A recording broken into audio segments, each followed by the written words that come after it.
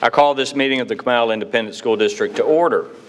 Let the record show that a quorum of board members is present.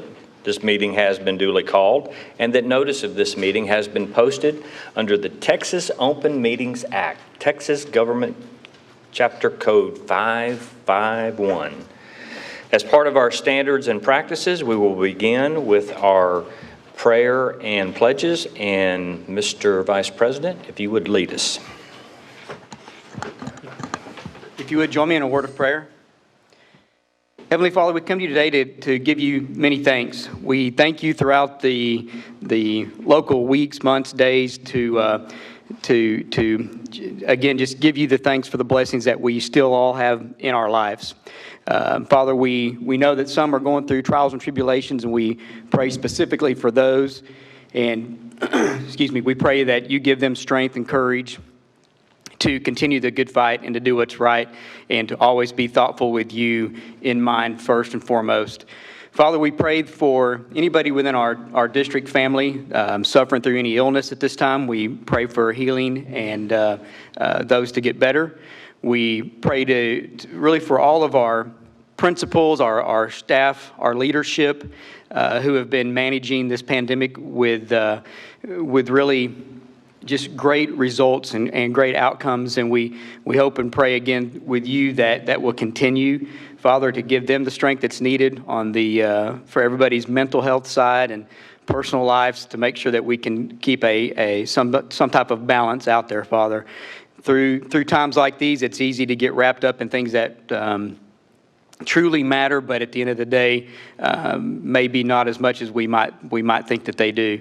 And we really ask for your guidance throughout getting through those circumstances.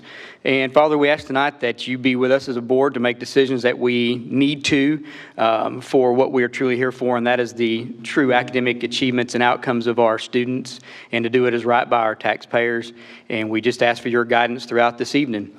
It is in your Son's name we pray. Amen. Amen. I pledge allegiance to the flag of the United States of America and to the republic for which it stands, one nation, under God, indivisible, with liberty and justice for all. Honor the Texas flag. I pledge allegiance to thee, Texas, one state, under God, one and indivisible. Mr. York, thank you very much. We don't have any audience participation tonight. And as far as my comments go, I want to first off thank everyone for being here. And I want to also appreciate and recognize the district for putting up these very nice glass barriers between us so that we could resume having our participation up here across the dais. It'll be a little bit of an adjustment for us. So, I know, there's going to be a lot of that tonight, I can tell. But I will tell you that one of the things that y'all don't know that goes on up here, because you can't tell what's happening because of this little 6-8 inch lip, some of the board members have a terrible, terrible habit of throwing food products and unwanted things into other people's workspaces, Mr. Kim. So with this setup like this, at least that won't happen. No, but thank y'all for getting it set up, Mr. McKellar. It turned out very nice, and we appreciate it. It creates a little more space for here in the room. Board members, as y'all know, we've got a lot of great information to run through tonight. There's going to be some really good presentations, and most of this is primarily informational tonight. We will, at some point later on, discuss probably the need to have a board workshop to go into greater detail on the bond discussion. Because, again, I think the overall that Mr. Stanford is going to give us tonight is just so far what some of the initial feedback has been from Comal forward, and just get us updated in where we stand in the process. But anyway, it's a great looking agenda. A lot of work has gone into getting us ready to go. And so let's get right into it. So first up on the agenda on page 6, our Bilingual ESL Program update. Ms. Lewick, if you're ready.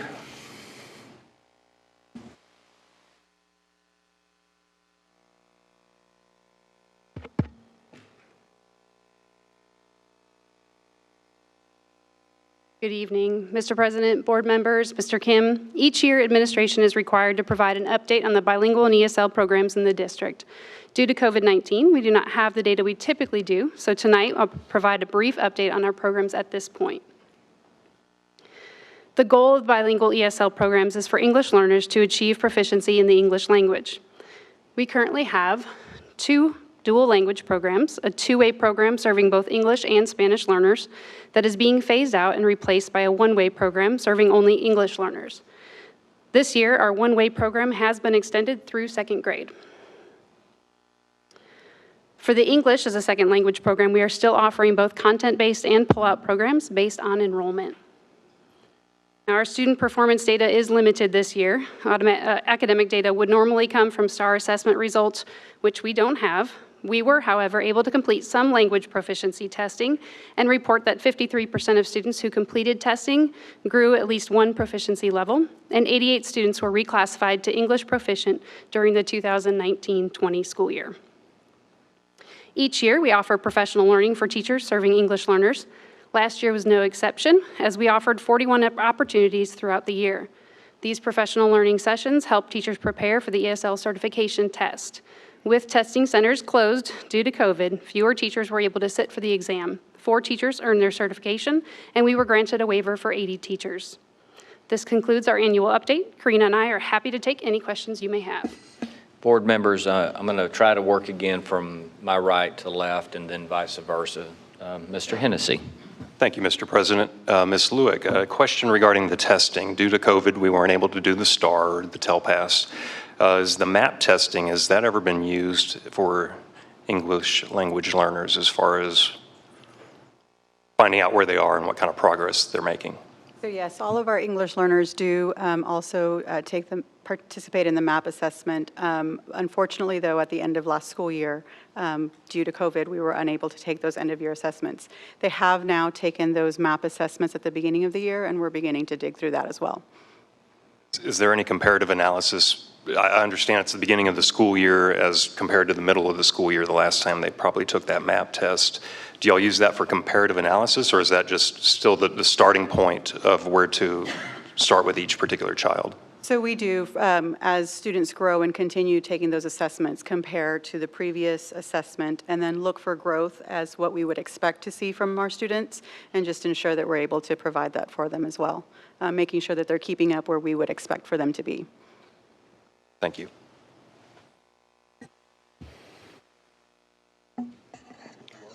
Thank you, Mr. President. So the one question I have is the other day a comment was made about the technology has made it home for the students that are the bilingual ESL, but the disconnect may be with the parents. Board, I know it's not really, standard practice and not really the job of the district to tutor parents to help, but I am wondering if do we have a plan? What can we do outside the box to maybe help ensure that the students at home and the parents that are helping the students at home get the connection that they need? And if there's a plan there, what can we do as a board to help facilitate or support?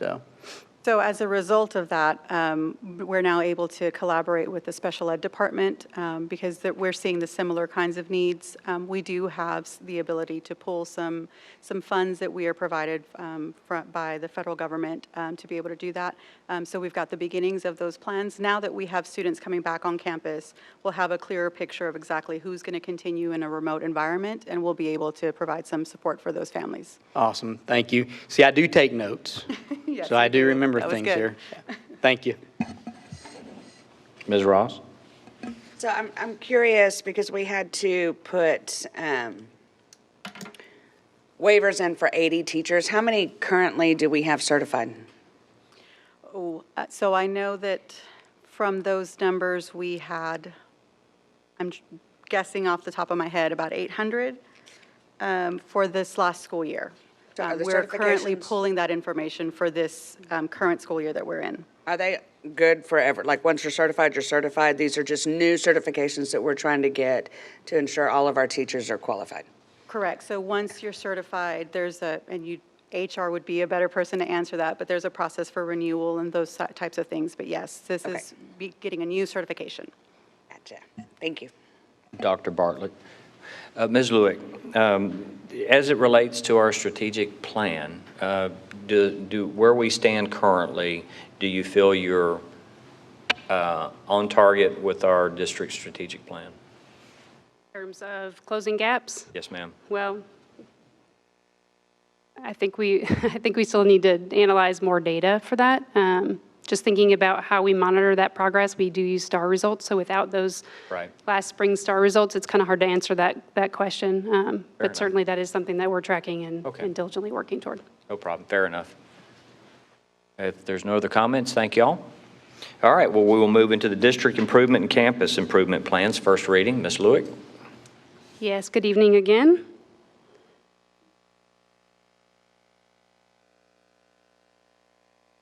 Per Texas Education Code, school boards ensure a district improvement plan and improvement plans for each campus are developed, reviewed, and revised annually for the purpose of improving performance of all students.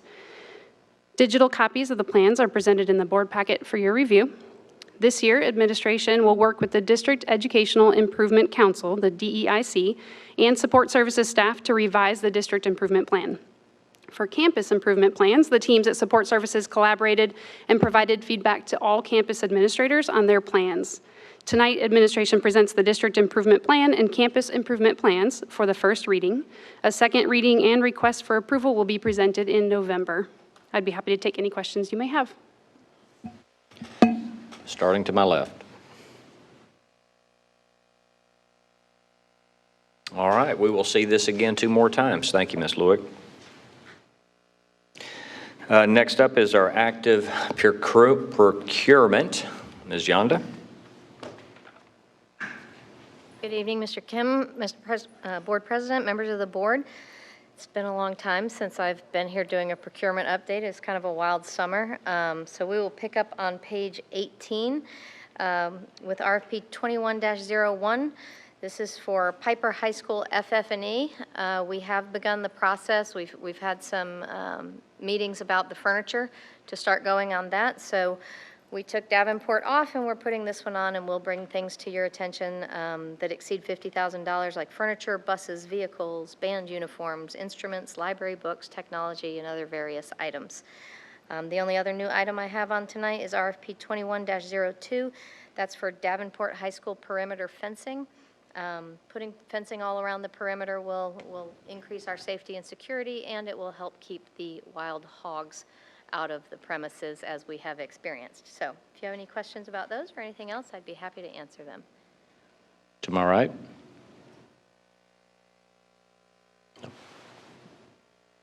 Ms. Yonda, what is the status of the concessionaire services?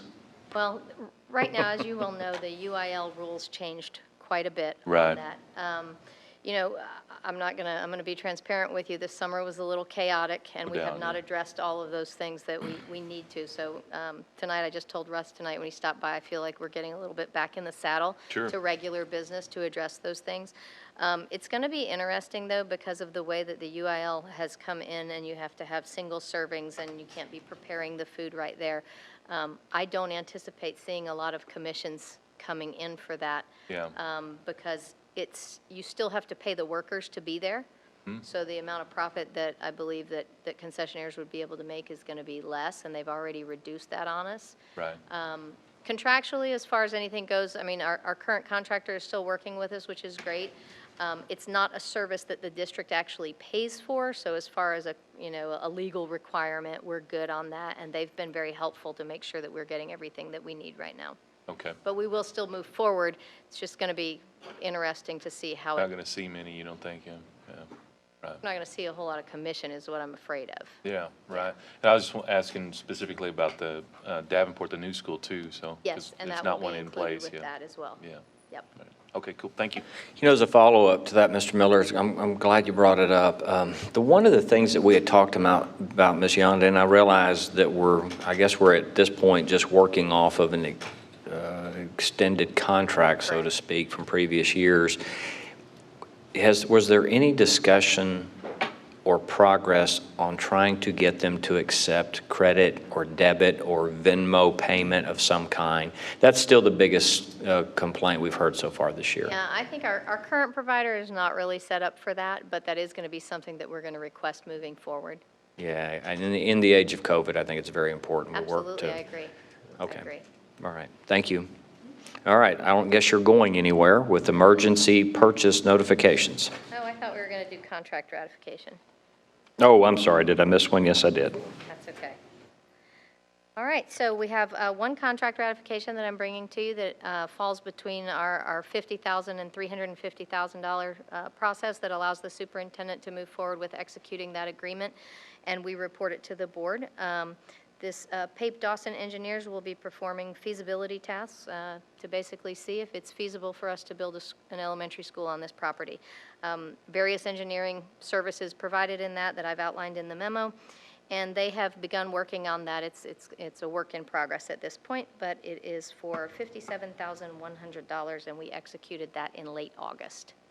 Very good. Board members? Okay. Now, let's move into the emergency purchase notification. All right, I can honestly tell you that I have never had to bring emergency purchase notifications in the amount of $788,000. So obviously that's a testament to kind of the things that we were facing this summer. If you'll remember back in July, Ms. Hermish and I did provide an update on the ESSER funds and some of the purchasing things that we had already purchased or we were in process. We gave a list of about $1.6 million worth of expenditures. And I think we told you at that time that we were going to move forward with things in the essence of time to get it done as we were, circumstances were changing, availability of products, trying to get things when vendors had them available. And then, of course, the countdown to school opening. So I will just kind of quickly run through those just for the record. The first item was from a company called Second Gear, and if you'll notice each thing, I provided your firm name, the co-op, so that you know that the procurement was in line, even though it exceeded $50,000. We did meet all of our legal requirements. The scope of what the product or services were, the fund that we will use to pay for those funds, and then actually what the cost was. So Second Gear, we purchased 400 student Chromebooks. Those are from the ESSER funds. Apple, 250 iPads. CDW, 1,200 iPad stands. Those were actually for our teachers to be able to use as they conducted some of the remote learning. Computer Solutions, we had security and analyst services. The next one is actually a cooperative with Region 13. If you looked in some of the backup information, we gave you a copy of the cooperative contract that we signed with them to be able to purchase these desk shields. They came in, we ordered them back in August, but they came in the first week of October, and they have been distributed to the campuses. That's not part of the ESSER, but we're paying for it out of our budget, but we will apply for FEMA reimbursement for that at some point. The next service was Germblast, which I know you're very familiar with. That's for 2 district-wide disinfecting services this year. Integrated viral protection, these are some indoor air protection systems. We did issue the purchase order, but we have not received them. It was about a 4 to 6 week lead time, so hopefully those should be coming in here pretty soon. Again, those are going to be paid for out of our budget funds, and then we will apply for FEMA reimbursement.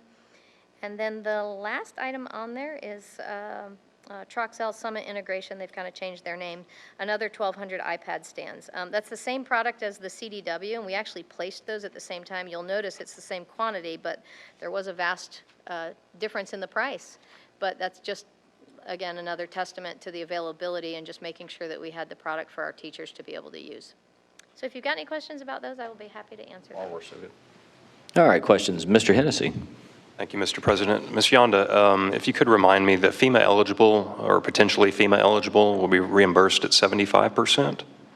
Or is that 100%? Anderson on that, yeah, because he knows more about the funding reimbursement. And Ms. Hermish isn't here with right. us tonight. And then a reminder again on ESSER. Do we actually pay and then ESSER reimburses us, or does ESSER actually cover that? Turn to David on that too.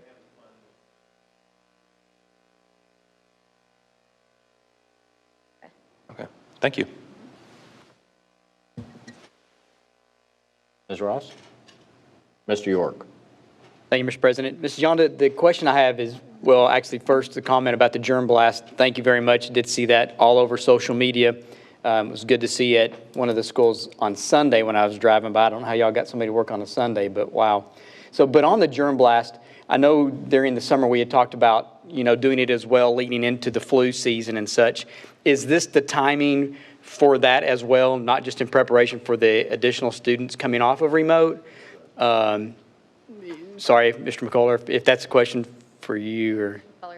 No, it's true. I'm sure Mr. McCullough would also testify to the fact that. Because it's a 90-day, right? There is about a 2 months, 3 months in terms of the chemical, I guess, the solution that's being sprayed on, that's going to durability last. So this was pre-planned or scheduled in time, so this was not something that we were trying to do. Now, it just happened that it tied along with our changeover with additional students. But, and I think we also have additional schedule in the next semester as well, too. For February. So that was done intentionally to coincide with the traditional flu season, October through February, and have that 6 months of coverage, if you will, with their service. Okay. So then, I guess also then in February-ish, will it be coming back as well as a purchase notification, or what are we looking at for it? Because that was nowhere in budget, I don't believe, was it? So that's part of the approval or the information tonight that's coming forth to you. Services. For this service and February. And So it'll February. cover it Okay. then, too. See, I was thinking that was back for the summer, but we already did that, didn't we? Okay. was the first Very good. service.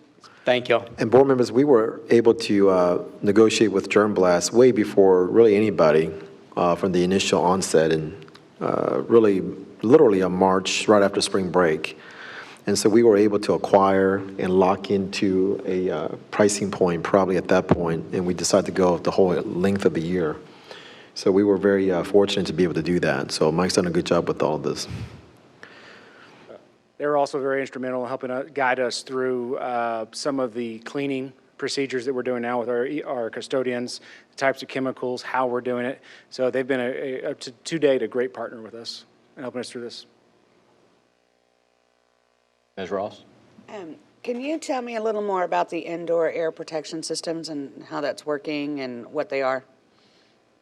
So that's the integrated viral protection, if I'm correct. This is for the University of Houston. Yes, yes. This is a system that is a proprietary to kill COVID. This is a monolithic air filter system that was I guess, invented and developed at the University of Houston really right around the summer months. And there's about 10 school districts that have acquired these. The Houston Convention Center has acquired these, so they're in very limited supply, so we were able to get these. We acquired enough to have these located in our most dense schools, which mainly would be the high schools. But these are our immediate contact of the coronavirus in the air systems. So we've had these small ones in this room before, but these are rather large. I'll send you more information, but there's a video and all that good stuff, the news reports. But this is something that even the governor's office also tried to acquire these as well, too. So we're able to get that. Thank you. Dr. Bartlett? So on that same question, the 10 units, specifically, how many are located at which schools? So we don't have those yet. Those are coming in the second week of November. That's when they're scheduled to arrive.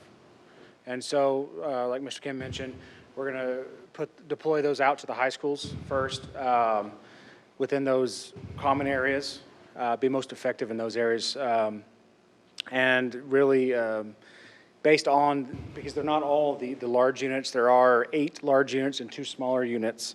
So we'll deploy those into appropriate size spaces at those campuses. Okay. They also will serve a purpose after we've passed through the stage of COVID. Be great to deploy into our athletic locker rooms to help prevent staph infections, those types of situations as well. Okay. So it's And, a long-term tool. I'm sorry. We foresee it being a long-term tool that we'll be able to use for years on. And back on the Apple and Chromebooks, assuming that COVID will be leaving us sometime next year, and we won't be needing that many of those units that we're buying specifically because of the remote learning need now, will they cycle right into our normal aging out of other units, or is this just an extra buy we had to do, or kind of walk through that just a little bit? Well, the timing actually worked out really well for us. We were approaching a point where the devices we had on campuses had actually exceeded their lifespan. And, you know, if you recall, within Bond 20, we had asked for an allotment of money to replace those units. So what we've done is pulled the aged units off. We're sending those out to the remote learners. We're bringing in the new ones to put back into the campuses, those new units. So it's a mixture of, but the older devices will be phased out as they come back in. Right. Okay. Thank you. Any other questions, board members? Okay, thank y'all very much. All right, next up is our Fall 2020 Demographics Report. Mr. Stanford. Good evening, Mr. President, board members, and Superintendent Kim. We do have Mr. Templeton here with us tonight for our second quarter housing and demographic report. I think one of the things that all of us have been watching and wondering over the last several months is just exactly how COVID-19 will be impacting the economy, our housing market, and ultimately our growth. This evening, Bob will be sharing with us his take on each of these things. And I think you'll find this an interesting presentation, particularly the impact, or I should say non-impact, that COVID has had on our housing market. So with that, Bob? Well, thank you, Board President Gestada, members of the board, Superintendent Kim. It is indeed my pleasure to be with you tonight. It is incredible to think about what has happened over the last 6 months. And as you're well aware, we were enjoying a period of about 10 years of very well-sustained growth in the economy, job growth, housing, all were doing very well, starting in about 2010 all the way through January of 2020. And in 2020 was actually off to a record-breaking start as well. We were experiencing very strong job growth across Texas, and the housing market was doing very well, and then the pandemic hit. And we immediately began to interview builders and developers across the country. So we're a part of a national housing research firm. Metro Study Myers does research all across the country, and right then we interviewed builders and developers. Their initial take was we need to prepare for a 20 to 30% reduction in the amount of new home start activity. We actually did an adjusted forecast with that model in mind. And then here we are in September, October, and we have seen the exact opposite of that. The housing market is on pace to have a record-breaking year, the highest amount of new home activity going all the way back to 2005, 2006. Despite 20 million jobs lost, the unemployment shooting to over 13% across the country, and then we have seen a pretty gradual return of some jobs starting in the summer as we began to reopen some of the businesses. We did see some improvement, but we are still, some estimates are anywhere between 11 to 14 million jobs short of where we were prior to the pandemic. Now, it's still thought that a majority of this job loss is still in the term of forbearance, or not forbearance, but furloughed jobs, that as we open up more business, then some of those jobs are going to come back.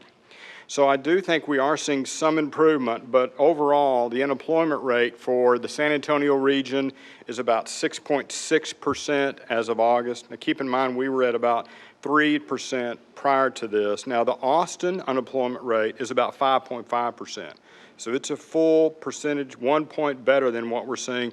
And it's actually the hottest, strongest economy region in the country, Austin.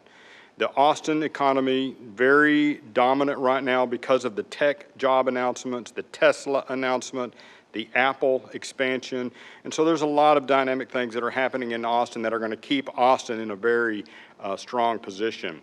Now, when I think about San Antonio is a little bit vulnerable because of the travel, entertainment industry, the hospitality industry, also conventions, trade show conventions. San Antonio typically has a pretty good amount of that. So they're in a little bit of a vulnerable spot, but overall, we're still feeling pretty good about our major cities in Texas.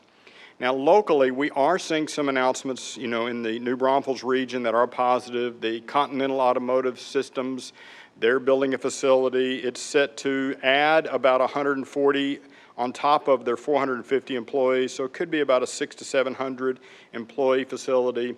PNC Bank is relocating from Seguin to New Braunfels. That's also set to add about 200 employees. So overall, we are seeing some good news with job announcements in the New Braunfels region.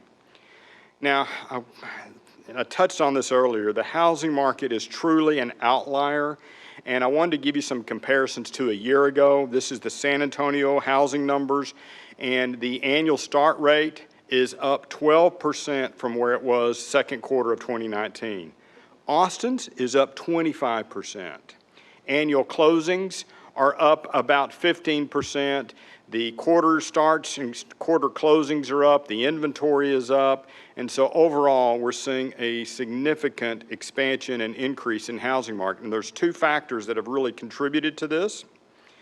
One of those factors is during the pandemic, we saw that existing homeowners were reluctant to put their existing homes on the market to sell. This actually created a shortage of supply of existing homes. There was the fear factor of not wanting traffic coming through their homes while families were still living in the homes, so therefore a reduction of existing homes. That added to the new home market surge.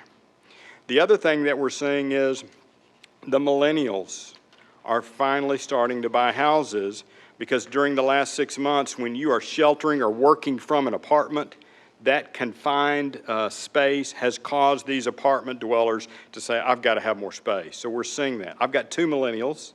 I've got a son and daughter, and our son and his wife are still living in an apartment, but they did get a bigger apartment, and our daughter and her husband are now shopping for a new home.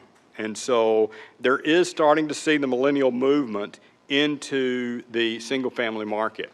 Now, I touched on this. Multifamily occupancies are dropping. So we are seeing declines in the occupancy rates. This is the San Antonio region, and the San Antonio region is down below 89% occupancy rate.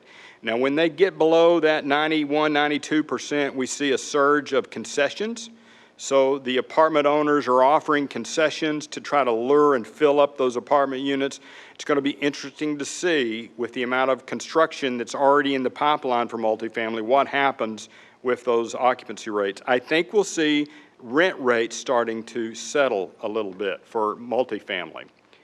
Now, looking specifically at Comal Isd, there again, I've got a table for the starts by quarter for the last 6 years. I've got a table for the closings, and you'll notice that the first quarter starts, second quarter starts were two of the strongest quarters that we have seen in the last several years. We started 591 homes during the second quarter. We closed 629 homes. We're on pace to be doing about 2,200 new homes in this year, 2,200. And a year ago, we were looking at about 2,000. So we've seen about a 200 home increase from a year ago. Now here's a map of your school district. You've seen this slide before. It's a thematic map based on your current elementary attendance zones. And I've listed the top 10 most active subdivisions. The top 10 account for about 50% of all of your housing activity. Those red zones, those two red elementary zones, are building more than 200 homes a year. Those orange zones are building more than 100 homes per year. You'll notice it's Johnson Ranch, Bill Brown. Those are your two most active, far and away, building the most homes in the school district. But yet we've got sizable activity taking place in, Timberwood Park, Kinder Ranch, Garden Ridge, Morningside, and then on the I-35 corridor, it's the Frawhite and Oak Creek, Clear Springs, Fraser zones. Now, looking at the vacant developed lots, the vacant developed lots give us the indication of where the builders are going to be building in the next 2 years. I've also included the top 10 most active subdivisions based on vacant developed lots.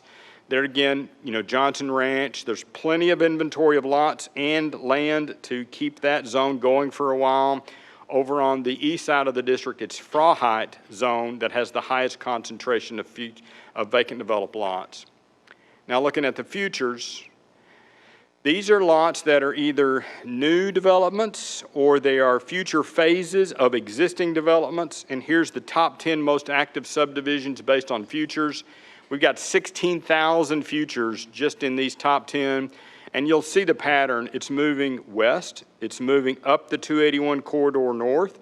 So now we've got high numbers of futures in Bulverde, Arlen-Say, Bill Brown, and most recently we've seen a very preliminary plat or very preliminary information for Loma Ranch. So I'll provide more information on that, but I'd still say it's likely several years out before it's going to impact. Also keep in mind what we see in that part of the district is more lifestyle homes, lower yields. The further north you go near the lake, it's a little different product than what you see in the southern part of the district and over on the I-35 corridor. Tends to be a little different price point that has homes that are more appealing for younger families with kids. Now, right now, Comal Isd is ranked second in the San Antonio region based on annual closings. You know, about 2,150 closings, but look at the start rate. It's already up to 2,281. We've got 1,467 homes that are in inventory, which that is under construction. So the homes that are under construction, model homes, and finished vacant.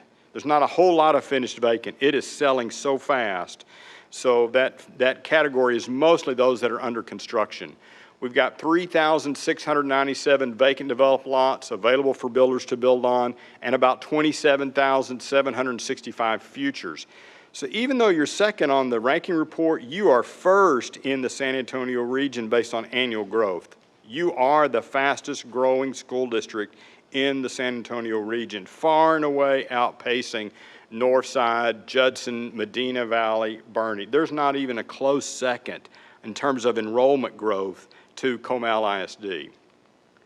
Now, to give you that comparison, I touched on this earlier. About a year ago, we were doing about 2,053 starts, and now we're up to 2,281. Breaking down that single-family data, and we spend so much time talking about single-family because that is the major component of your enrollment growth. Your enrollment growth really does hinge on the housing growth in the district. Now, what's amazing about this chart is you've got over 8 elementary zones that are building more than 100 homes per year, which is incredible because it's literally all across the district. Of course, most active is Johnson Ranch at 395 annual starts. Second is Bill Brown. Those are both on that 281 corridor. And then you've got Clear Springs, which is over off of the 35 corridor, but 211 starts there. Freiheit, 208. And then next would be Oak Creek at 188. Now this is just a big picture.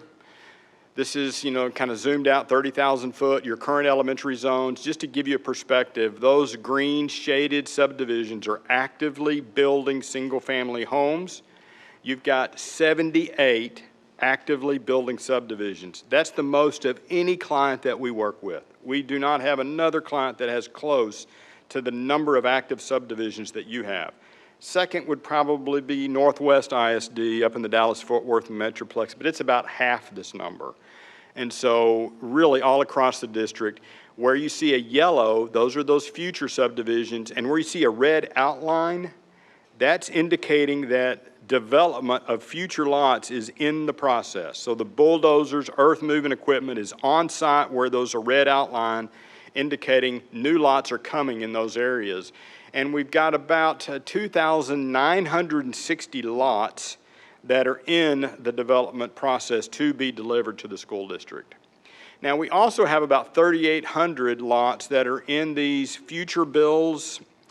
These are subdivisions that someone can buy a lot and there's no time frame for them to build on. When you go into a D.R. Horton subdivision, they have lots, and when they buy, they build immediately. Versus in the Vintage and in some of the Timberwood Park areas, somebody can go in and buy a lot there, and there's no time limit on when they can build. They could wait multiple years to build a house in some of these neighborhoods. Now, in the multifamily picture, We've got about 316 units that are currently under construction. About 2,400 units are in various planning stages through the platting process, and about 500 units have been finished within the last 12 months. This is the one piece that's going to be real interesting to see what happens over the next year as we see more of those renters opting for single family instead of being in the multifamily. Now we'll get to the enrollment projections. Now I want to touch just a little bit on the current picture, the current enrollment. This year's enrollment this past September was about 25,460. As you can see, we only grew about 1.5%, about 371 students. But I can tell you with most certainty, the families are here from the growth of the housing. And we're seeing this across all of our clients. There has been a COVID resistance or a COVID concern about enrolling in school or coming back into school. It's primarily at pre-K, kindergarten, first. Those three grades across all of our clients are down the most from what we're seeing. Our secondary enrollments across our clients are almost right on target. It's the elementary grades. I think this is going to be somewhat of a gap year for pre-K, kindergarten, and first.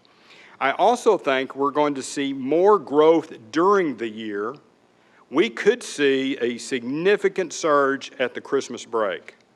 And so as the vaccines become more known, as I think it's going to be early in 2021 when the vaccine gets out, so there'll start to be some confidence. There also may be some cabin fever, or these parents have had all they can stand, so therefore they're going to bring them back just because of that. And that's going to be primarily at those elementary grades. Historically, by the second week of September, the enrollments were very well known and established. This year, due to the dynamic nature of how school districts started, it was different all across the region. Some districts started 100% virtually. Some districts started with a mix. Some districts still are not in person. They are 100% virtual. Most of the Austin region is still virtual. Those districts that are still virtual, their enrollments are down 8 to 10%. We have seen that districts started both in person and virtual. Their enrollments have been in that 2% range, and you're within that 2% range. So we are anticipating a little bit of a surge at first grade for next year. So we think there will be some of these folks that opted out of kindergarten this year that are going to bring their kids into first next year. So that's a little bit of next year's growth. But overall, this forecast is predicated on about 2,200 homes per year. So if we do 2,200 homes a year, we're going to see about 1,000 to 1,200 students of growth. And in 5 years, that would put your enrollment at about 31,187. At the campus level, now here's what it looks like at your elementary campuses. And this is not that different from what we've shown in the past. You've got about 4 elementary schools that will be exceeding the 90% capacity in the fall of 2021. And it's those fast growth schools. It's the, Johnson Ranch, Indian Springs. It's also Garden Ridge. So those elementary schools have the largest enrollments. And within about 5 years, you'll notice that we've got, over 10 elementary schools that are exceeding their capacity. So at about 2,200 homes a year, it's going to push those elementary numbers to about 13,800 students in 5 years. At the secondary campuses, at your middle schools, you'll notice it's Canyon Middle School, it's Piper Ranch Middle School. Both those middle schools are exceeding that 90% capacity.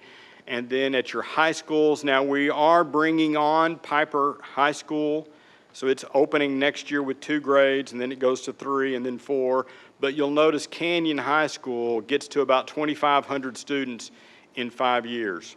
So Canyon with the Davenport High School, because of that zone, really didn't pull off a high number of kids out of Canyon. So Canyon is where we thought it was going to be in about 5 years, 2,500 kids. I'll discuss some key takeaways and be ready to answer questions. You know, the employment outlook should continue to improve as we move through the pandemic. We continue to have, you know, the lifting of some restrictions on business and on restaurants and entertainment areas, and so we should see some continued improvement there. New housing is an outlier. It's the ultra-low interest rates.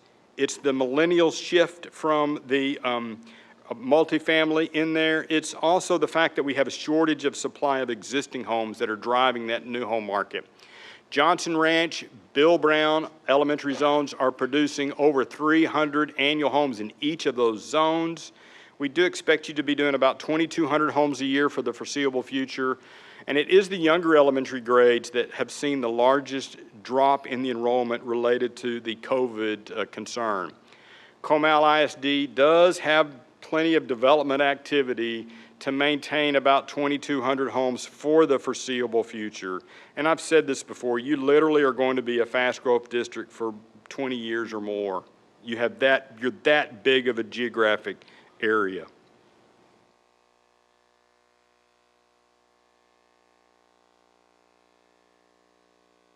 Any questions? All right. We'll start to my left. Are y'all ready? Or are you overwhelmed? Dr. Bartlett? Well, it'll take me a while to process all of them, but I did have one question about the high school 10-year forecast you had. I was looking at your color coding, and is Piper High School planned to be the same size as Canyon or Smithson Valley? Is that the plan? The core spaces are actually built that way, Dr. Bartlett. So yes, all the Davenport as well as Piper are built the core spaces. What we really look at is a core space issue. Okay. The classrooms are additions we can add on to later on. We made a strategic decision in 2015 to make sure our core spaces, so that we don't cause any imbalance in terms of, and we certainly have seen it in this pandemic situation, how important the core space is. We're talking about libraries, cafeteria mainly, hallway corridors, and so forth. So in those, the numbers 2450 is the max capacity. The 90% numbers are 2205. So Piper should be the same. My only question I was just mentioning to you, Mr. Templeton, is if you look at it, Piper, it actually turns yellow also for those last 3 months. So we'll want to color code that Piper, if there was some thought that you could use it as a reliever, it actually turns yellow in those last few months also. So it's not really. Yeah, I wasn't sure of the capacity for Piper, so that's what opted me to not color it. But yeah, we can certainly do that. Okay. And we can do that for Davenport as well. If you remember, the phase one, and we forget the phase one portion of Davenport High School, for example, was not built for the full capacity yet, just like Canyon Lake High School in many ways, 1,500. So but we have designed it such that we can add on a wing of additional classroom space to expand that if we need to at some point. Right. But I think even when you add on, you get up to like the Smithson Valley Canyon size. Right? Correct. Yeah. Okay. And the boards, right now, our number is about 2,500 plus or minus there, but that's our sort of our reach that we want to get to for a high school design. Gotcha. That one just jumped out at me first. Maybe there's some more questions as we go. We'll come back around.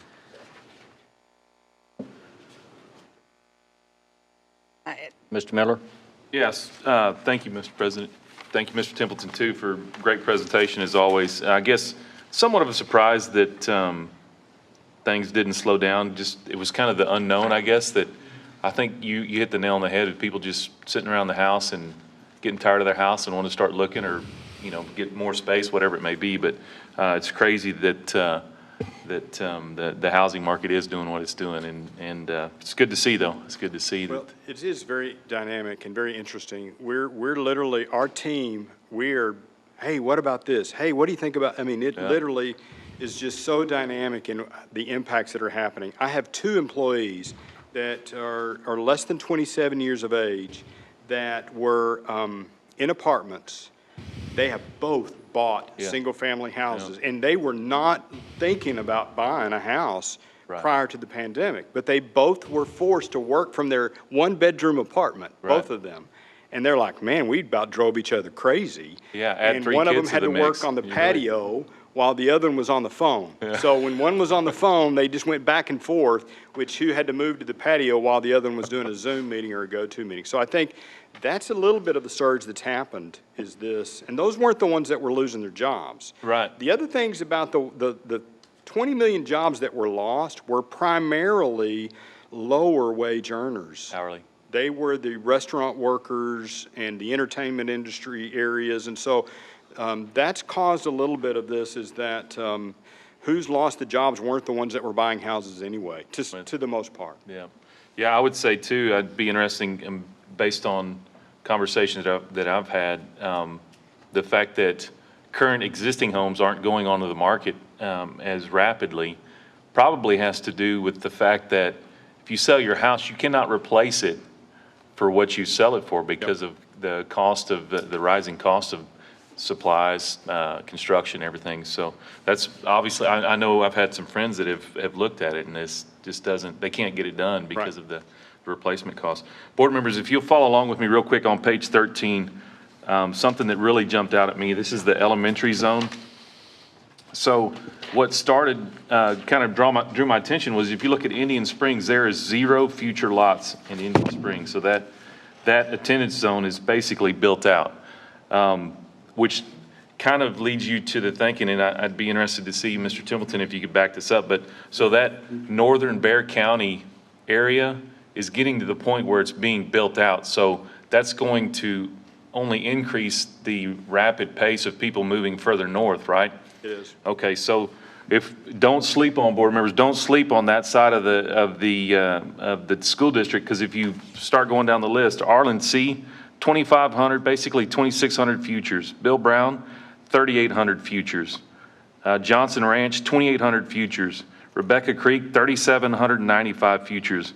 So if we're going to try to get ahead of this thing, we really need to focus on that part of the school district, because while we have some capacity, we could sleep on that area thinking we've got capacity, but if you start looking at those future numbers, that's going to get eaten up extremely fast, especially with northern Bexar County being built out and there not being any houses down there. So just again, there'll be more questions, but that one really jumped out at me, that if we cannot sleep on that part of the district, because that'll really come back and really hit us hard. So anyway, thank you for your presentation. That is a terrific point, Mr. Miller. Mr. Gardner? Thank you, Mr. President. And yeah, great presentation.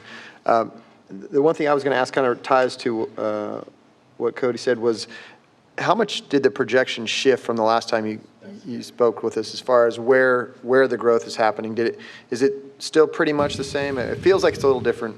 It's still pretty much the same. I think the other thing is I was probably more optimistic a year ago. Mm-hmm. And now, even though I'm seeing great things with the numbers right now, my gut is still a little hesitant. And so that's why I've held that number at 2,200. In the previous projections, I had it going to 2,500. And there's the possibility that could happen. But I'm also wrestling with, okay, we have propped up the economy so much with federal stimulus and the foreclosure forbearance on mortgages and on rents and even on utility payments, that I'm trying to find that balance between, okay, 2,500, 2,000, so I ended up on about 2,200. But a year ago, I was pushing this thing to 2,500. Right, and then I guess my other question is, so nationally, is there some migration patterns? I mean, my girls are telling me every week about a new kid at their school coming from California or coming from other part of Texas, or where's everybody coming from? There is some migration that's happening. It's happening from the urban areas in Texas as well as coming from different parts of the country. And I think this work from anywhere, it used to be we called it work from home. Now we're changing it. The new acronym is now work from anywhere. And so there is going to be some movement to quality of life areas, to areas more affordable, areas where people grew up And so that there is going to be this general shift that's going to take place. And I would be very concerned about the urban areas, the urban school district, because I think the families will be coming out of that because of density and because of the multifamily and just the overall wanting to get to the rural feel that you've got. Okay, copy that. And I guess my last, just a comment, I think next year our first grade teachers are going to have a huge challenge of a bunch of kids that aren't ready to be in a classroom, right? They didn't get that year of kindergarten, so that'll be a fun challenge I'm sure you guys are already thinking about, so thank you. Very good. Thank you, Mr. President. Mr. Templeton, thank you. Good to see you again. I appreciate the update information. A little surprised as well that housing has still maintained its relative strength beyond what you might expect to happen.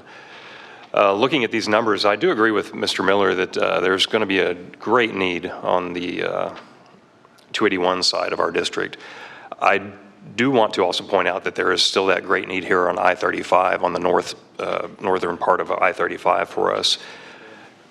As part of the analysis of your forecast by campus, you use a multiplier of what a house, how many kids would be produced by a particular house. It's a little different for, I'm going to say, the I-35 corridor. That housing is a little less expensive than what we've got over on the, what I'm going to say is the 281 corridor.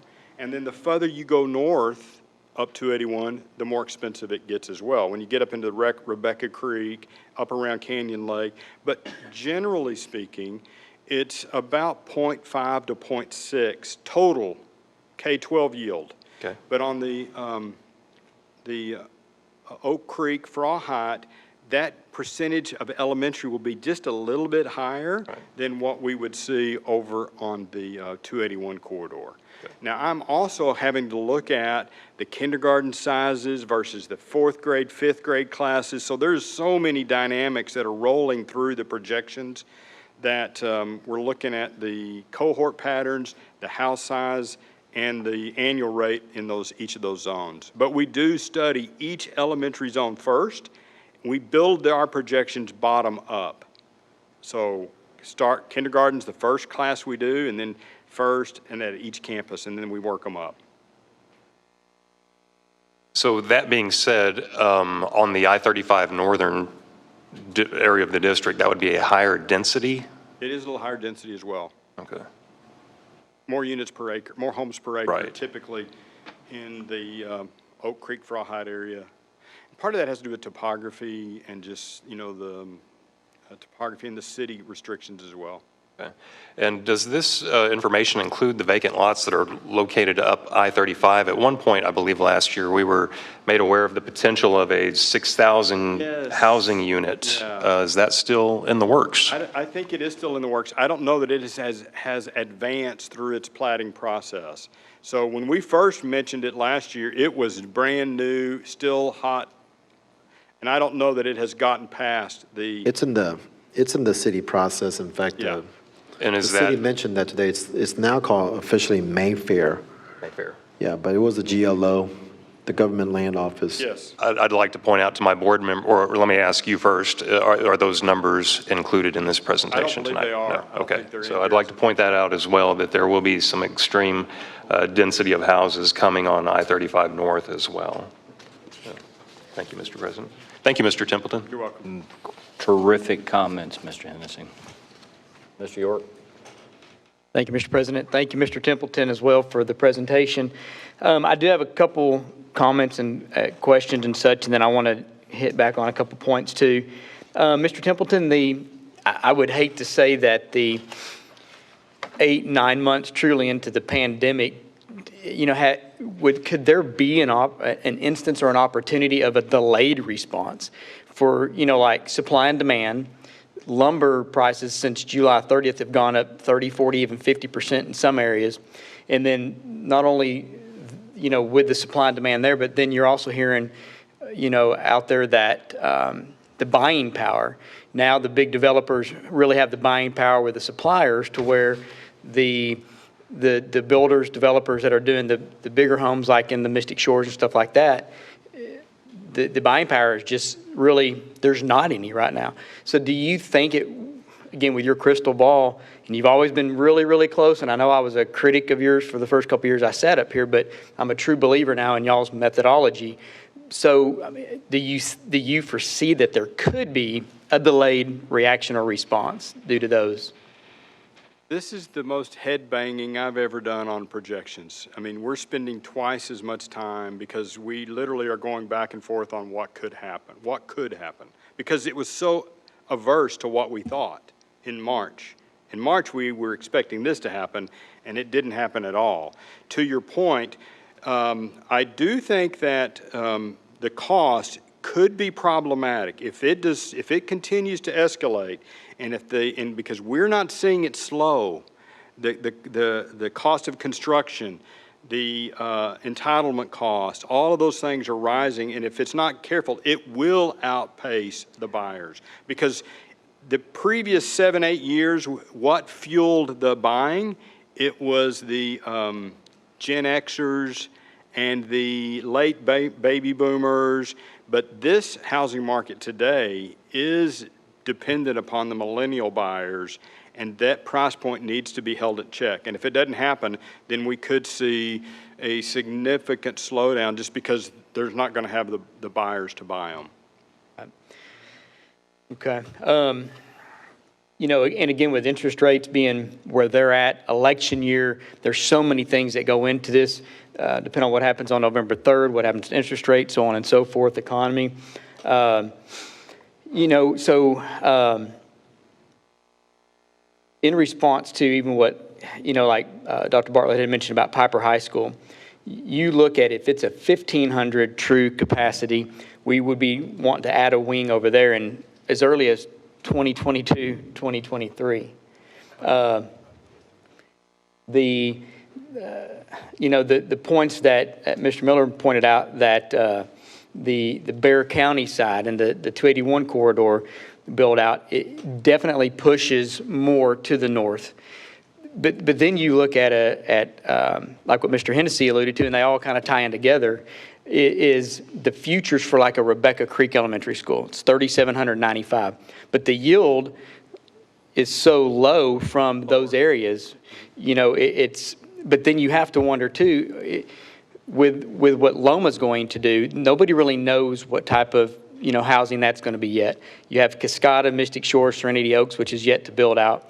But those have been typically a year ago, they would have been your high 100 per foot housing. Now they're your low 200s. So then you have to also wonder there, board members, if the buying power goes down and things start happening, you could see developers actually move in out there and take over subdivisions that has happened before. Right. Because they're going to want the land. They're going to want the infrastructure that's already there. So you just don't, that's exactly right. It's not available in the northern Bexar County 281 corridor. It's going to become available elsewhere. So those are things, again, to look at. The unfortunate thing for our audience tonight is it's 99.9% made up of Comal Independent School District staff. One of the nights that we really would have liked to have seen some parents in here and some taxpayers in here would be a Bob Templeton demographic report, because the work for us in the next presentation by Mr. Stanford is going to be leading into the bond discussion. These are the things that when we continue our discussions tonight and over the course of the next truly 30 to 45 days, board members, we ain't seen nothing yet. This is not, I mean, we're going to be going back to things that we thought were opportunities in 2013, 2014, looking at the time that it takes to build an elementary school last year versus this year. Mr. McCullough, I'm sure it's gone from a 15-month project to no telling what, because again, when you have a market that is hot, but at the same time you have trades that are hurting, they don't have help.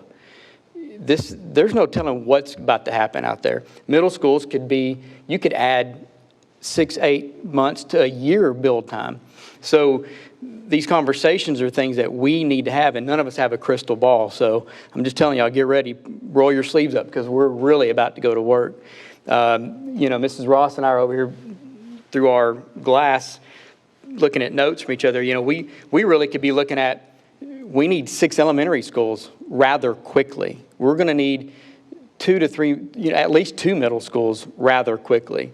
So, again, when Mr. Templeton said we are first in these areas are areas that do you really want to be first on? We really want to be first in academic achievement and excellence.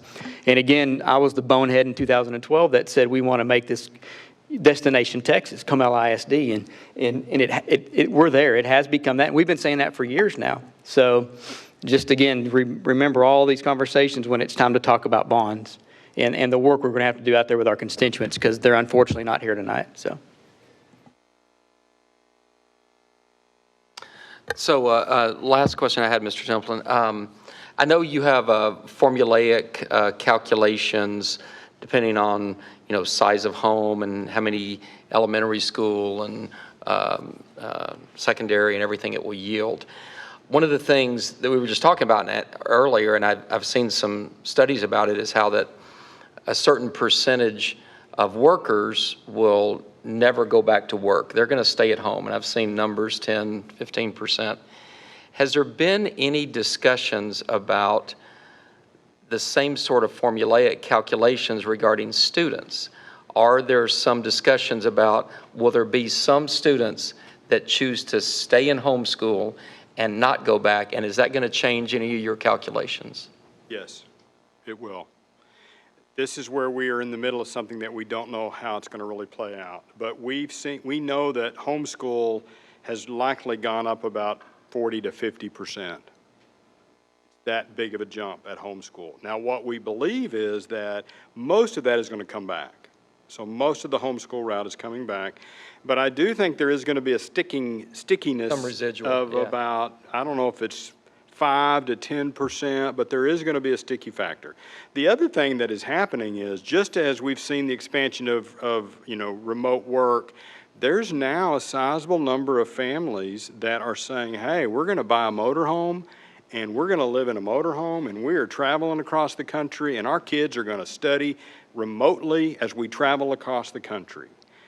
And I'm watching this firsthand. I have a motorhome, and we were in it in the summer in Colorado, and now it's parked in College Station as we're awaiting the birth of our first grandchild.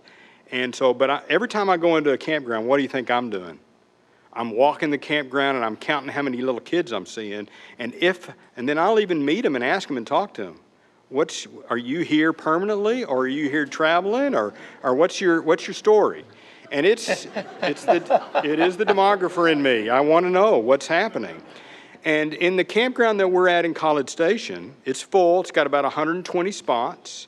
30% of them are families with kids. And there's a school bus that pulls in there and picks up about 10 kids. Now, there's another group of them that are on their way somewhere. They're not there permanently, but their kids are elementary age kids, and they're traveling across the country. And so there is going to be a portion that's going to be sticking in either a virtual platform. So that's going to be a great question for your school district. What's going to be the long-term plan for your virtual learning? Are you going to have a component available that's going to provide either for secondary kids? I still think for elementary, bottom line is it needs to be in person, and that is such a important time in those younger elementary grades to have that face-to-face learning, the social learning that goes on. But for the secondary, this is the new collegiate trend as well. Collegiate movement is to more of a virtual program. So continuing to have a virtual platform for your secondary kids is going to be important to think about. Yeah, thank you, Mr. Templeton. That, from both of our board members considering virtual training and losing some residual to homeschool, I think is a real thing, even after this complete COVID recovery occurs. I think it is. So I think it's worth us keeping in mind. So thank you. Thank you, Mr. Templeton. Dr. Bartlett, you said something, the question that you asked about how many students that we're going to lose to homeschooling and all of that. How much of a change do you actually see coming out of this number? Because when we're looking, like Mr. York and I talked about 6 elementary schools, we could just immediately say this is what we need. but how much of that is going to be remote? You know, This is kind of good news, bad news. I think the good news is you're growing so fast. You have so much enrollment growth coming that any slippage in that enrollment at the elementary level is going to be not even noticeable. And the other thing that I'm very excited about, this is the perfect timing. We're going to have the census data that's going to be available to us late spring, April or May. That's going to give me a really good 5 to 18 bracket of population. So now I'm going to be able to look and see what is the share of school-age kids that you have continued to capture or have. And so that's going to be helpful. But I think to the great degree, actually, some slippage might actually be a benefit to your school district because you're growing so fast. so when we say that we can say that we need 6 elementary schools pretty quick, one of the things, board members, that I think that we need to pay attention to on the next discussion with the board, with the bond, is looking at that future piece of that remote learning and really kind of dig deep into what the plan is district-wide on how we're going to embrace that, because that is something I think that is going to stay, and we need to do a really good job of staying on top of that. So, thank you. Mr. Templeton, on page 16, you make a bold prediction in the year 24-25 that our total growth will be approximately 1,273, which notably pushes us over the 30,000 student mark. Can you do the math for me there? It's a sizable jump. Right. About 5,000 kids on that. What are you seeing happening in your crystal ball that pushes us substantially higher for that year and the following? Is that a COVID? Okay, Is that a I got COVID you. bump No, somehow too? I suspect that's where some class sizes coming and going. So also in 2024, that's when the kindergarten class jumps up over 2,000.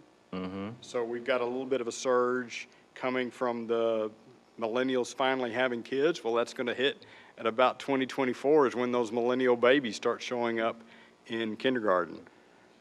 So the surge at kindergarten is a little bit of that. And then the senior class is also a large senior class. So you've got the combination, large kindergarten class and a large senior class. And that's why the next year that number drops a little bit, is because we're graduating that 2,100 class. All right. Board members, any other questions? Very good presentation, very good comments, board members. It'll be interesting to tie this into our next discussion. I assume you're probably not going very far. So, Mr. Stanford, if y'all are ready, let's move into the Bond 21 discussion. Good evening once again. My presentation is going to be rather brief this evening. Want to catch you up on where we are with Comal Forward, and then I'll also have Mr. Anderson come up and address the question we had from last time regarding our bond capacity. And I don't see, I guess Laura walked off. Daniel, always there to save the day. While he's pulling the slide up, there's nothing really crucial on that slide, but I just did want to mention that we did have our first Comal Forward meeting 2 weeks ago at Davenport High School. We had about 35 attend that first meeting, and we really have a really good group of folks that are ready to get to work. We did start off our meeting with a tour of Davenport, and I tell you, the feedback that we got from that meeting was really good. We heard comments such as they liked the flexibility of the spaces, the finishes we use. One member remarked that from the shops to the science labs, I could see that we were really putting in our facilities things to prepare our students for multiple futures.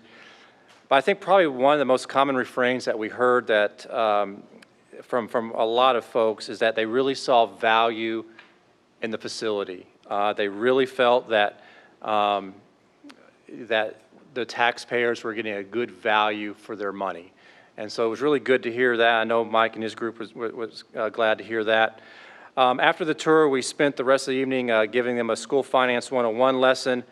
Again, the feedback from the group was very positive.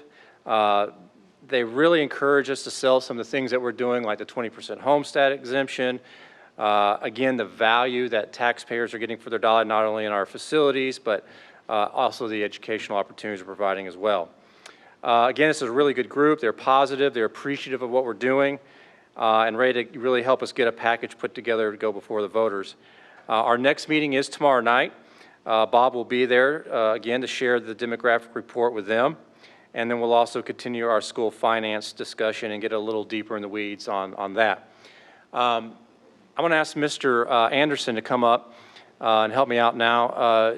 Last time I was up here, we had a question from Mr. Bartlett about our capacity as far as what we were able to go out for and how it impact our taxes. So as David comes up and just kind of talks through this, I'm going to pass out a copy of the projections as well as a copy of, just for your information, a list of school districts that are holding bond elections this coming November. I think you'll find that interesting as well.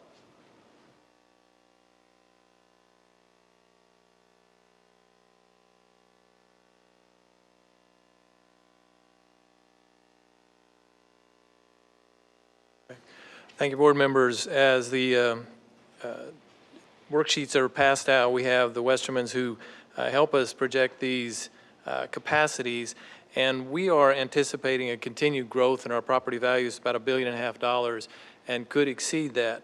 So you see three different scenarios here, and what we have done out to the far right on the first one, there's one that's projected at $418 million, and it includes about a 7.5% percentage on the value growth. So you can see out there where it's about $1.5 billion going into that third year there going forward. There are a couple other assumptions that are used in these scenarios. One is that they use a 96% collection factor as they're figuring the capacity on this, and we have historically exceeded that. We've been 98% plus. So there is a conservative factor built in there. Also, the interest rate that's included on these scenarios is 4.25%. Now, I don't know how to project the interest rate in the future, but we would anticipate that we should be able to get better rates than that if it's in the near term. So we've also asked for a couple other scenarios going up to a 10% value growth, increase the capacity about $7 million of $425 million, and then a third scenario where you get to about 12.5% value growth, $2.5 billion in property value growth, increase that capacity about $432 million.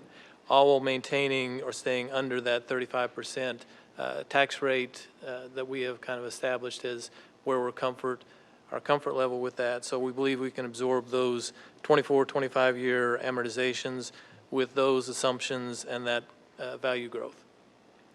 Happy to address any questions. To my right. To my left. Dr. Bartlett. Okay, just make sure I understand. So the differences on each one are dependent upon the expected growth rates, and they range from a capacity of $418 million to $432 million. Yes, sir. And you can do that without a tax increase at our tax rate now? Yes, sir. Okay, thanks.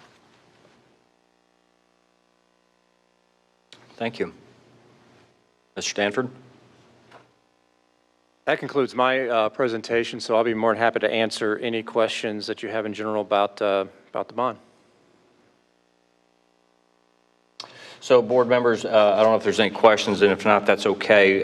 Just FYI, what we will have a little discussion on at some point later is a workshop to give, again, Mr. Stanford and the Comal Ford team an opportunity to delve a little deeper. We're at that point now to begin looking at potential projects, and again, Dr. Bartlett, again, sizes of potential packages in keeping with what we want to see happen.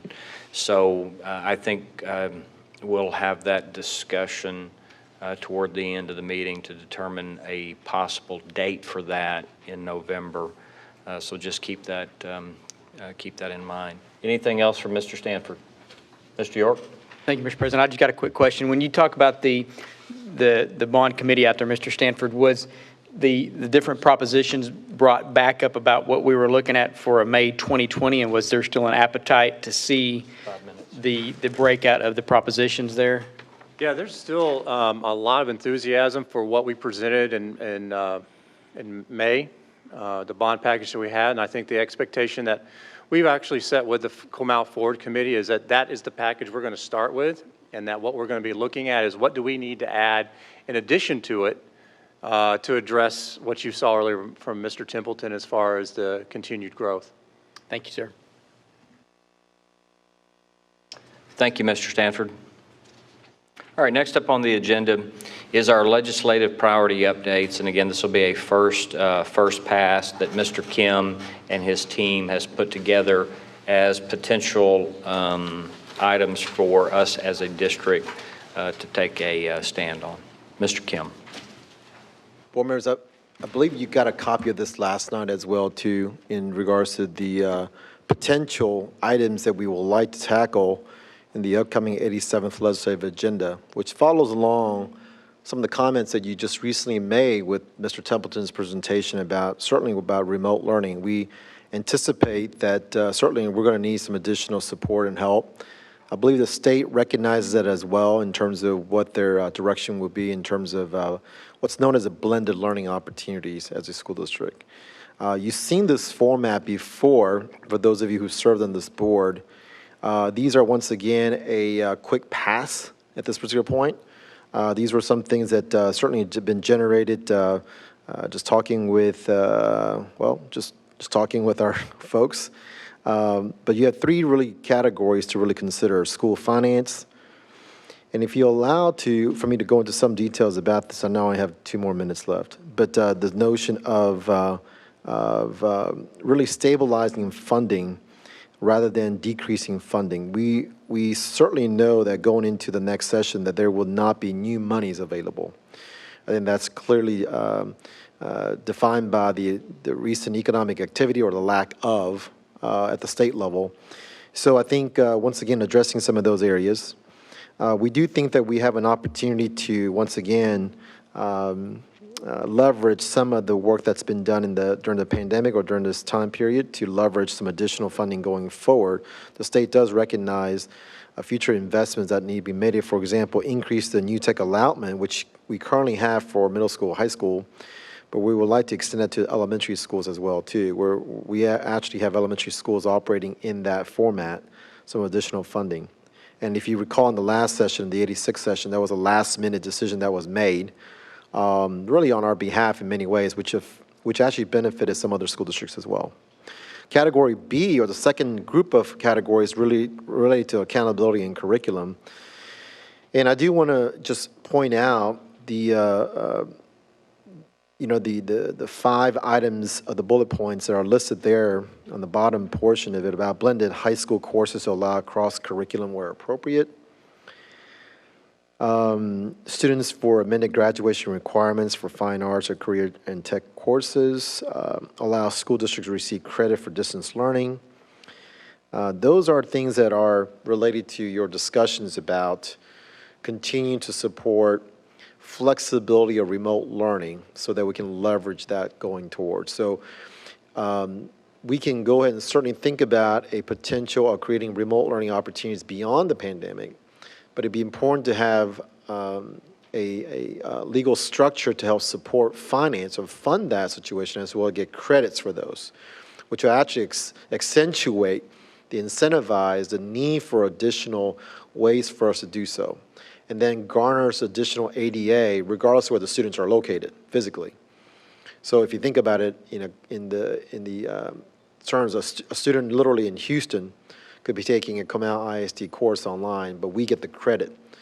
So unless we get the credit for that, obviously that will be an incentivized way to go further on the remote learning process. So some of those things that we're going to be working on or would like to work on is towards that. And the last group is sort of categorized as governance, but once again, these are related to not necessarily board governance perhaps, but governance related to the structures that we're going to need to support.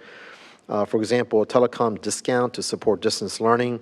Right now, higher ed institutions get a telecom discount. Public education does not. So that's one of those things we're going to need to look at that with the advent of such a usage of the internet accessibility that we would like to see some discount on that pricing point.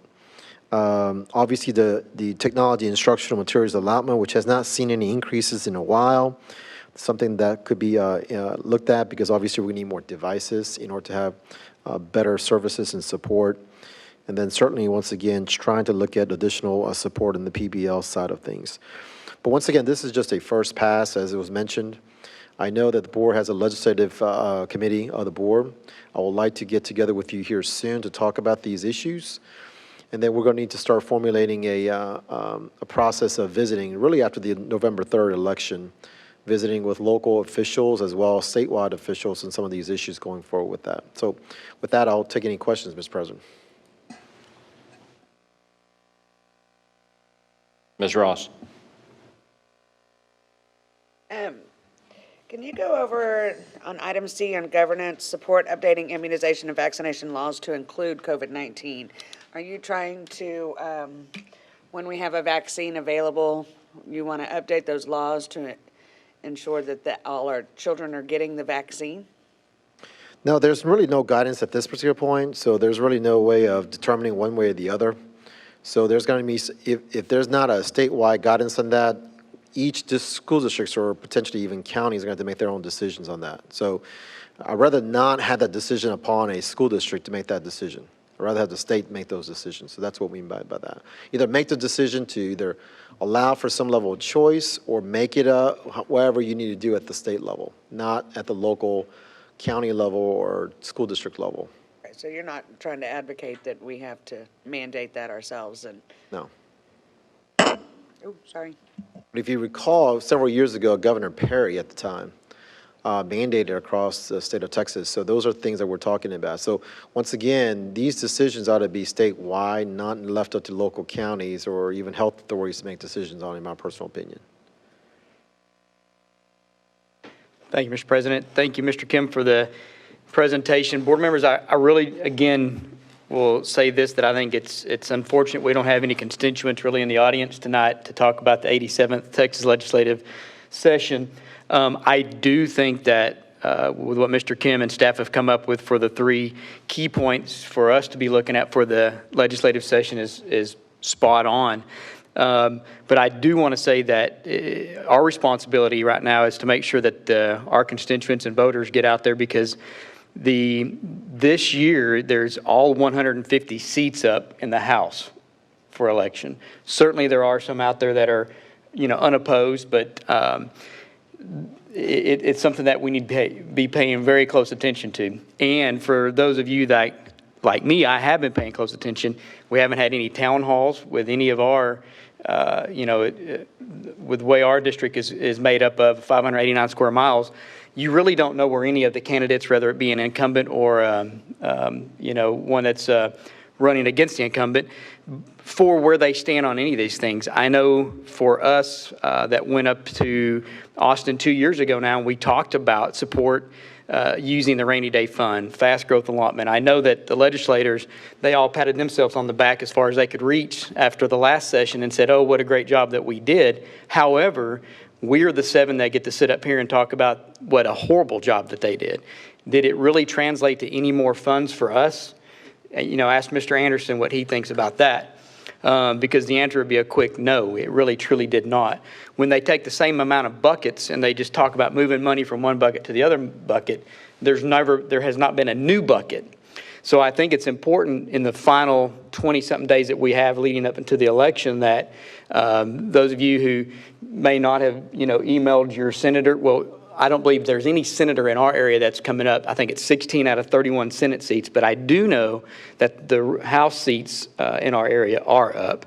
So I would encourage every one of us to make sure that we're calling, emailing, asking where do our candidates stand as far as these 3 that Comal Isd DC that are the most critical for the 87th legislative session. Because I will tell you again, this following what Mr. Templeton talked about with us not slowing down in growth, then, Mr. Stanford talking about bond, we have to have some help that comes north of Comal Isd and Comal County, and it comes from Austin. So board members, we have to be vocal again. I say this every year. I told Mr. Drostada, President Drostada, that I'd be short about it, and I know I'm rambling here, but it's something that I've been very passionate about since I first took the seat up here. And again, it's still something that there has been nothing done at the legislative sessions for fast growth schools like ourselves. Nobody is willing to talk about dipping into the rainy day fund that, as of last check, it had $13 billion in. Just imagine what a true fast growth allotment would do for a district like ourselves.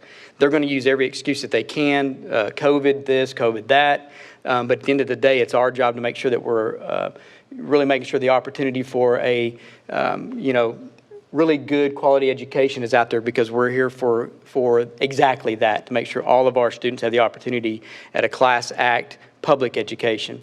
So we're going to hear a lot of different things about that, but if we're being silent, we're not doing our job, I think. So I would just encourage all of us to make sure that we're talking about it and reaching out, because it's going to come and it's going to go, and then when they start their legislative session, it's going to be a little too late, too little. So that's all I've got. Thank you.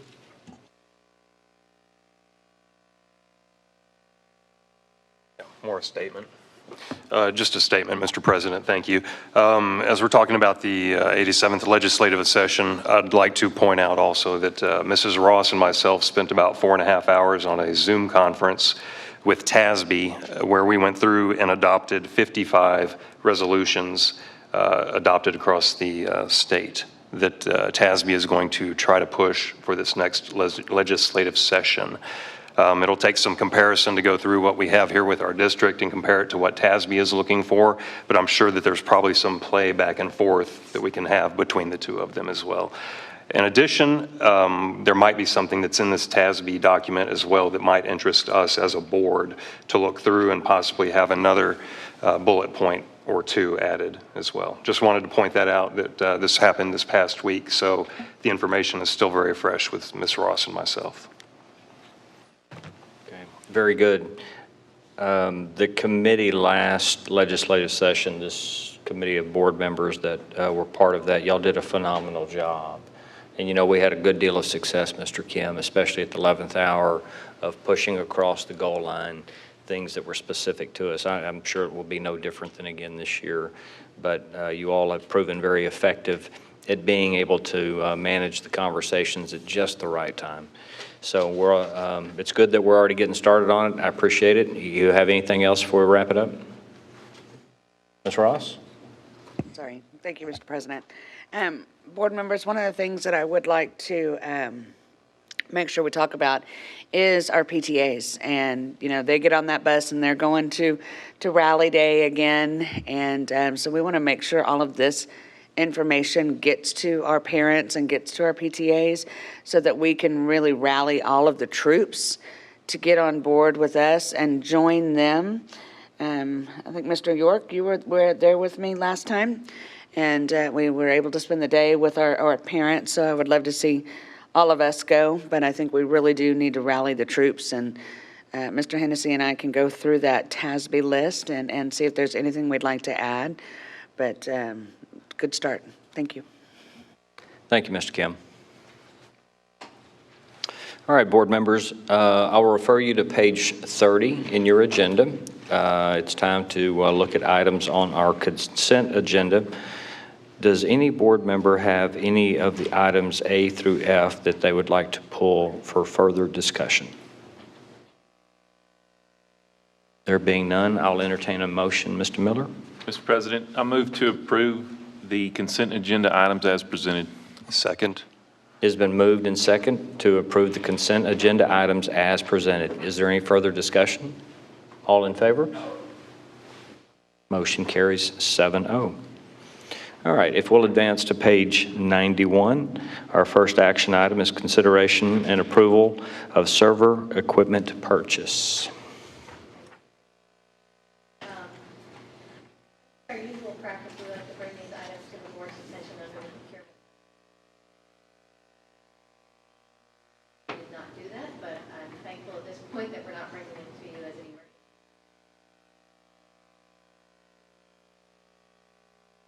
rapid changing circumstances. We're looking to purchase 3. 2 of them will be replacement.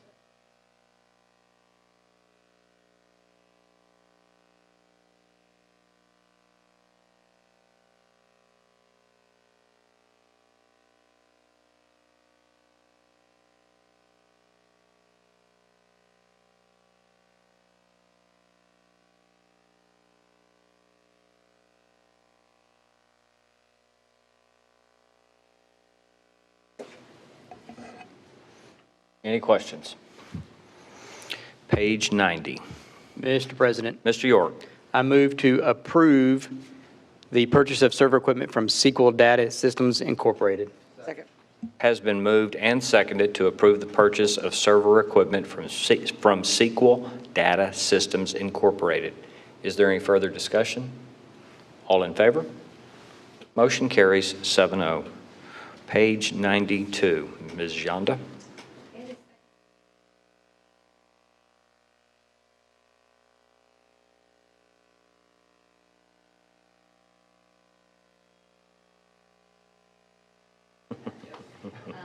For student account creation.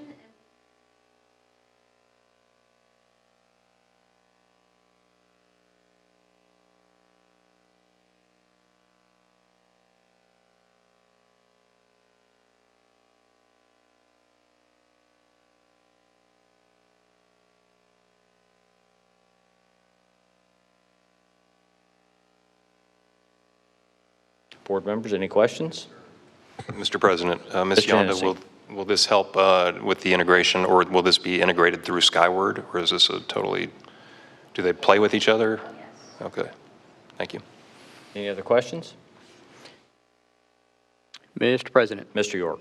I move to approve the purchase of the Rapid Identity Management Platform from Identity Automation. Second. It has been moved and seconded to approve the purchase of the Rapid Identity Management Platform from Identity Automation. Is there any further discussion? All in favor? Motion carries 7-0. Page 94, Ms. Lewick.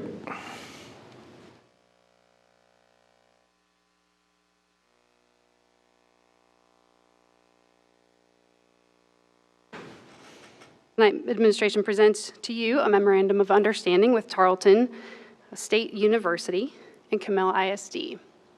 This partnership involves awarding the top 25% for each class, automatic acceptance, as well as application fee waiver for those who qualify. In addition, our graduates who qualify for Tarleton's Guaranteed Award Program will receive an award, a guarantee of $1,000 above the level they would qualify for if ranked in the top 10%, and $500 above if ranked in the top 25% of their class. Tarleton is committed to providing ongoing support for Comal Isd in terms of financial aid, admission, counseling, degree counseling, work-study mentorships, and peer mentoring. This partnership would require Comal Isd to promote the availability of Tarleton State opportunity to students, parents, and community stakeholders, especially each qualifying student. Administration recommends approval of the MOU between Tarleton State University and Comal Isd. That concludes this presentation. I would be happy to entertain any questions you may have. Mr. Miller? Just a quick comment, board members, as a proud alumni of Tarleton State, I can tell you, Dr. Hurley, who's the current president up there, is really doing some great things and really pushing that university forward. This is their first year as Division I, and so that was a big step for them, making that move. And they're up over 14,000 students, so they're no longer the little suitcase college that they were kind of closing out of when I was there. It was growing when I was there, but nothing like it is now. It's a very, very competitive university, so it's good to see that we're partnering with these guys. And I think, talking to Mr. Kim, this was really kind of the doing of Dr. Hurley coming down here and really wanting to push that campus forward. So it's great things coming out of Tarleton. Excited to see this for the district. Mr. Miller, it's the impact you've had that has driven up the enrollment. I can assure you. No, that's very good. Any other questions? No. Mr. Miller, would you entertain us with the motion? Mr. President, I move to approve the MOU with Tarleton State University. Second. It has been moved and seconded to approve the MOU with Tarleton State University. Is there any further discussion? All in favor? Motion carries 7-0. Page 99, 100. Mr. Anderson.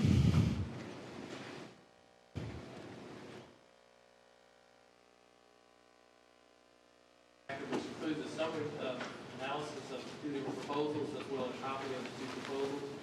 And we're asking for your consideration tonight because of the need for some cash flow and maintenance tax notes, as we have discussed. Several factors have gone into this.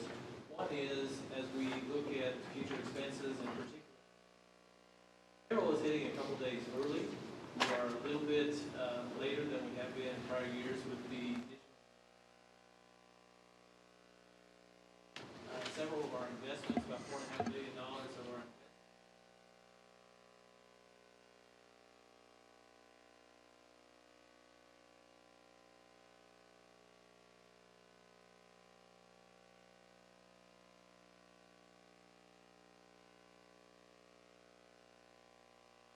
Our two proposals, we sent direct.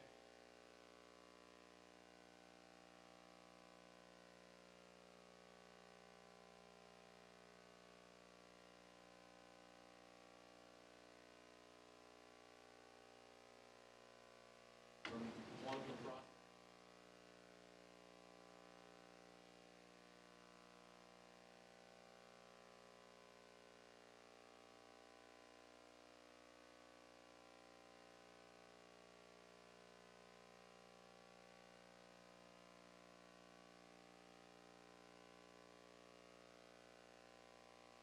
Go along anytime the district is.